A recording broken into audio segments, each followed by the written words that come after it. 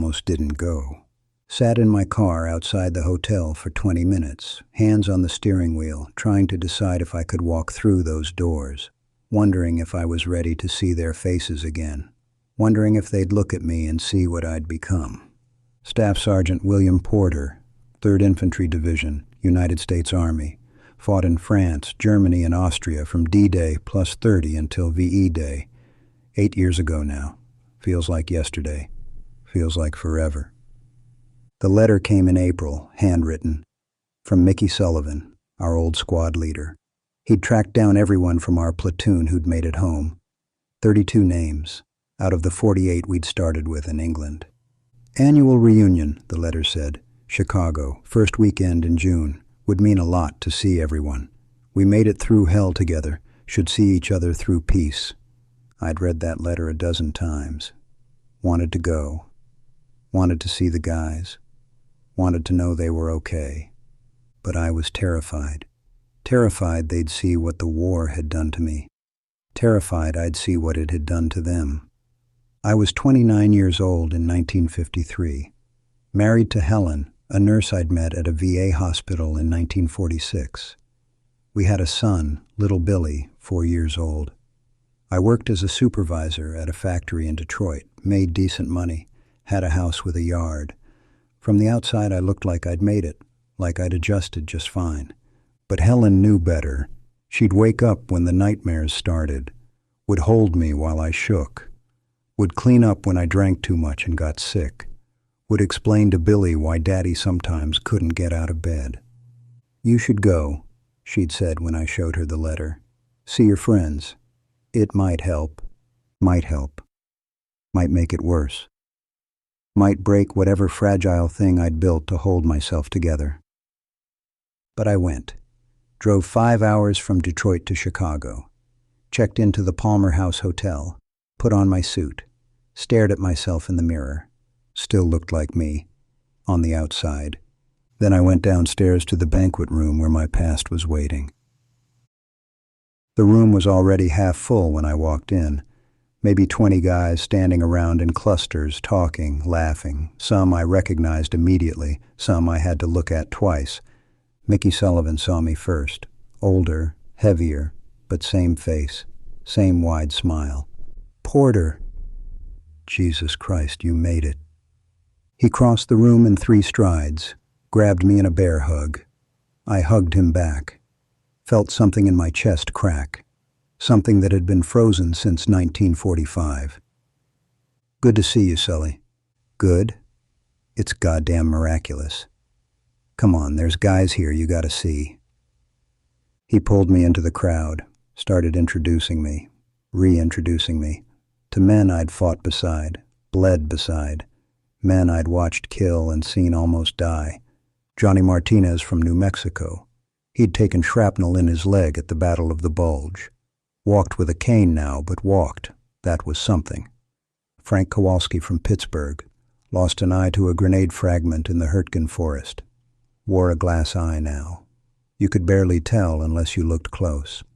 Danny O'Brien from Boston. Shell-shocked, so bad in Germany they'd sent him home early. He was thin, too thin. Shook hands like his grip might break. Each face brought back memories. Not just of who they were, of who we'd been together. Young men who thought we were invincible, who thought we'd all make it home. "Where's Jimmy?" I asked. "Jimmy Peterson, kid from Iowa who'd been my best friend in the unit. We'd promised to stay in touch. I'd written twice, never heard back." The room got quiet. Mickey looked at the floor. "Jimmy didn't make it, Bill. Killed at Remagen. March 45. Right at the end." I knew that. Of course I knew that. I'd been there when it happened, watched him take a sniper round through the chest, held him while he died. But hearing it out loud, hearing his name spoken, made it real again. "Right," I said. "I forgot. Sorry." "Don't be sorry. It's hard to keep track." Hard to keep track of who was dead. That about summed it up. More guys arrived. The room filled, 40 men total, out of 48. 16 didn't make it home from Europe. Some from combat, some from accidents, one from pneumonia. Death didn't discriminate. We sat for dinner. Long tables set up banquet style. Name cards at each seat. I sat between Mickey and a guy named Roberts, who I barely remembered. He'd been a replacement. Joined us in Germany. The hotel had put out a nice spread. Roast beef, potatoes, vegetables, wine. Everything you could want. Nobody ate much, just pushed food around their plates, too busy looking at each other, trying to reconcile the faces we remembered with the faces we saw. 8 years, a long time, long enough to change. The speeches started after dinner. Mickey stood up first, squad leader until the end. Squad leader now. "Gentlemen," he said, "brothers, we're here because we survived. 48 of us shipped out from England in 1944, 40 of us made it home. That's better odds than most units got. Better odds, like it was a casino, like we'd beaten the house. We've all been through hell. We've all got scars. Some you can see, some you can't. But we made it, and that's worth celebrating." People clapped, raised their glasses. Here's to making it. I drank. Everyone drank, but the wine tasted like ash in my mouth. Then Mickey asked if anyone wanted to share stories. Good memories. Funny moments. Light stuff. Frank Kowalski stood up, told a story about the time we'd liberated a German bakery and ate ourselves sick on fresh bread. Everyone laughed, remembered, added their own details. Johnny Martinez told one about our company drunk who'd gotten so plastered in Paris he'd tried to fight an MP and ended up in jail. More laughter, good stories, safe stories, the kind you could tell at reunions. But nobody talked about the real stuff. Nobody mentioned the Hurtgen forest where we'd lost 12 men in 2 weeks. Nobody brought up the Bulge where we'd frozen and starved and watched friends die in the snow. Nobody discussed the camp we'd liberated in Germany where the smell of death had been so thick you could taste it. Those stories stayed buried. Too heavy. Too dark. Too true. Danny O'Brien was getting drunk. Really drunk. I watched him pour glass after glass of wine. Watched his hands shake. Watched his eyes get distant. "You doing okay, Danny?" I asked quietly. He looked at me, really looked at me, and I saw it, the same thing I saw in the mirror every morning, the same haunted look, the same barely held together facade. "I'm great," he said, too loud, too cheerful. "We're all great. We're the lucky ones. We made it." "Yeah," I said, "we made it. Jimmy didn't make it. Did you know that? Jimmy's dead. So's Peterson and Harris and Williams and all those other poor bastards. But we're here. We're alive. We're the lucky ones." He was crying now, tears running down his face while he smiled that terrible smile. "Danny, I can't sleep," he whispered, voice cracking. "Haven't slept a full night since 1944. Every time I close my eyes, I'm back there, in the forest, in the snow, watching them die. Over and over, they keep dying and I keep watching and I can't make it stop." The table had gone quiet, everyone listening, everyone recognizing, because we all had our version of the same story. Mickey put his hand on Danny's shoulder. "Come on, brother, let's get some air." They walked out together, left the rest of us sitting in that banquet room with our roast beef and wine and carefully maintained lies. This was supposed to be a celebration, a reunion, a chance to reconnect with the men we'd fought beside. But you can't reconnect with ghosts, and that's what we were, ghosts who'd somehow kept breathing after we died. The party moved to the hotel bar around 10. Most of the guys came, a few left early. Too much. Too hard. I understood. I stayed. Ordered whiskey. Sat at a table with Mickey, Frank, and Johnny. We didn't talk much. Just sat. Drank. existed in the same space. The bar had a piano. Someone was playing. Old standards. Songs from before the war. They sounded like they were from a different universe. "How are you really doing, Bill?" Mickey asked. First person all night to ask that question. "Fine. I'm doing fine." "Bullshit. How are you really doing?" I looked at my glass, at the amber liquid, at my reflection distorted in the curve of the crystal. "I'm here," I said. "That's about all I can say." Mickey nodded. "Yeah, same." "You got nightmares?" Johnny asked. "Every night." "Me too. Wake up screaming. My wife sleeps in another room now. Can't handle it anymore." Frank lit a cigarette. His hands shook, lighting the match. "I can't hold a job. Had 6 in the last 3 years. Every time something goes wrong, I just break, start yelling, start shaking. They fire me. I don't blame them." "I drink too much," I said. Felt good to admit it, to say it out loud to people who understood. "Doctor says I need to stop. Says I'm killing myself. But it's the only thing that helps. Only thing that makes the memories quiet." "The VA tried to help me," Johnny said. "Gave me pills. Made me worse. Made me numb. Couldn't feel anything. Couldn't work. Couldn't function. Stopped taking them."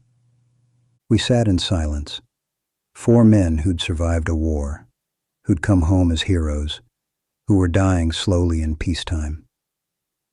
"You know what the worst part is," Mickey said. "Nobody understands. Civilians look at us and see guys who got lucky, who made it home. They thank us for our service and think that's enough. Like saying thank you fixes everything." "Helen tries," I said. "My wife, she tries to understand. But she can't. How could she? She wasn't there." "Nobody was there except us," Frank said. "And the dead. They understand. Sometimes I think they understand better than we do." More drinks came. We kept drinking, kept talking, kept circling around the truth none of us could say directly. That we'd died too, just hadn't stopped breathing yet.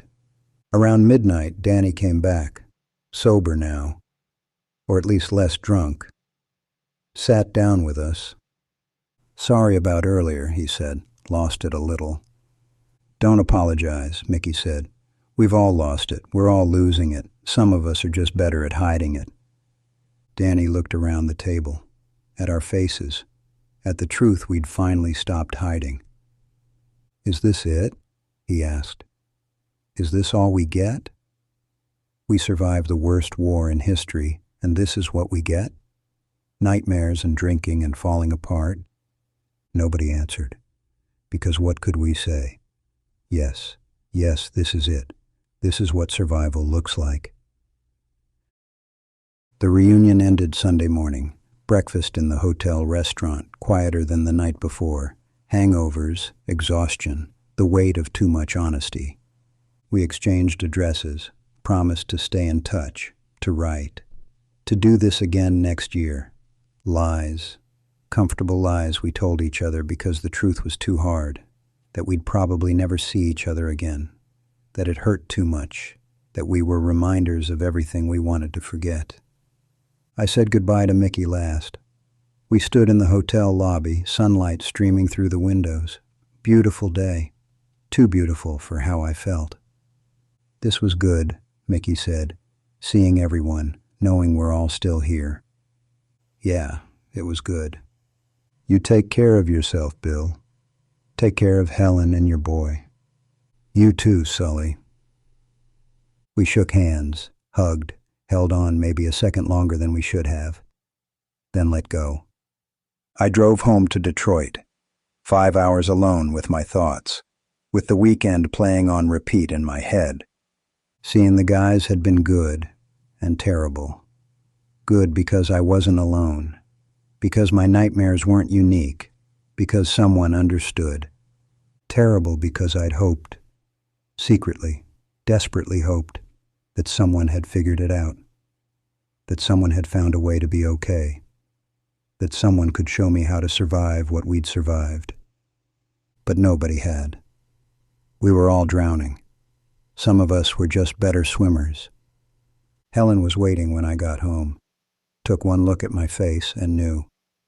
How was it? Hard. She hugged me. I held her, felt myself starting to break. They're all like me, I said, every single one of them. We're all broken, and nobody knows how to fix it. I know, honey. I know. But she didn't. Couldn't. Nobody could unless they'd been there. That week I went back to work, put on my supervisor face, managed my crew, kept the production line moving, normal life, regular routine. But something had changed. Seeing the guys, admitting the truth out loud, I couldn't pretend anymore, couldn't maintain the facade that I was fine. The nightmares got worse, more frequent, more vivid. I'd wake up screaming, wake up crying, wake up not knowing where I was or when I was. Helen suggested I see a doctor. I refused. What would a doctor do? Give me pills that didn't work?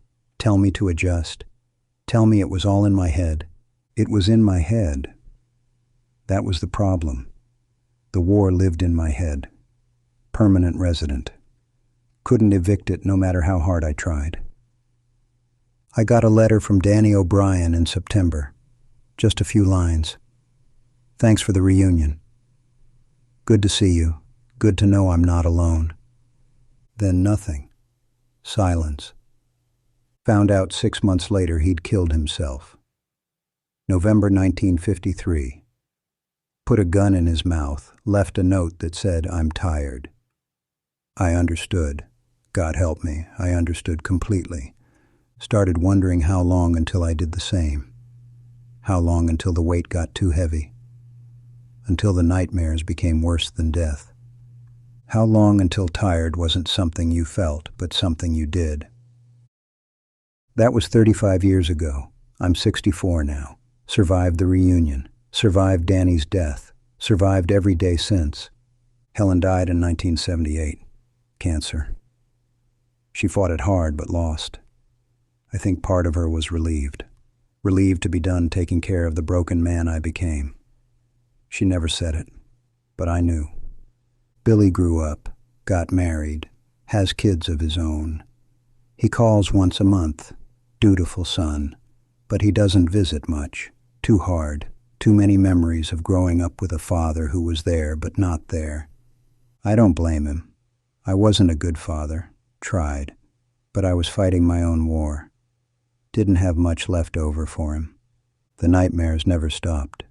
64 years old and I still wake up screaming, still see their faces. The men who died, the men who lived but wished they hadn't. I went to 3 more reunions, 1958, 1963, 1968. Each time fewer people showed up.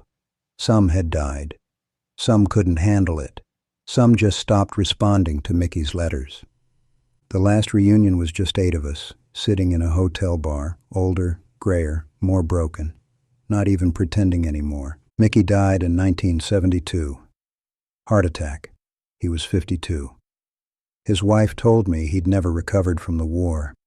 Had been on disability for years, couldn't work, couldn't function. Just existed until his heart gave out. Frank Kowalski hanged himself in 1965. Johnny Martinez drank himself to death by 1970. One by one, the survivors stopped surviving. I'm one of the last ones left now. Out of 48 men who shipped out to Europe in 1944, maybe 5 still alive, maybe less. I stopped keeping track. We saved the world. That's what they tell us. We defeated evil, liberated Europe, made the world safe. Heroes. But heroes are supposed to ride off into the sunset, live happily ever after. We didn't get that. We got decades of nightmares and broken marriages and jobs we couldn't hold and pills that didn't work and doctors who didn't understand. Got to watch our friends kill themselves one by one because surviving was harder than dying. That reunion in 1953, I went hoping to find salvation, hoping to find proof that someone had made it, that someone was okay. Instead, I found a room full of drowning men. All of us treading water, all of us waiting to go under. Danny went first, then Frank, then Johnny, then Mickey, then dozens of others whose names blend together now. I'm still here, still treading water, still waiting. People ask me about the war sometimes. Young people who think it was glorious, who think we were the greatest generation, who want to hear about our heroism. I tell them we did what we had to do, that's all. We fought because the alternative was worse. We killed because we were told to. We watched friends die because that's what happens in war. Nothing glorious about it, nothing great. That reunion taught me something important, something I wish I didn't know. Survival isn't victory. Coming home isn't the end. The war doesn't stop just because the shooting does. We never came back from Europe. Our bodies came back, got off ships, got discharged, got civilian jobs, got married, had kids. But we stayed there, in the forests, in the snow, in the camps, in the moments when everything broke. That reunion was supposed to be a celebration, a chance to see old friends, to remember the good times. Instead, it was a wake. For the men we'd been, for the lives we'd lost, for the futures that died in 1944 and 1945 along with our friends. We're still there, in that banquet room. 40 ghosts pretending to be alive, still pretending after all these years, still pretending we came home.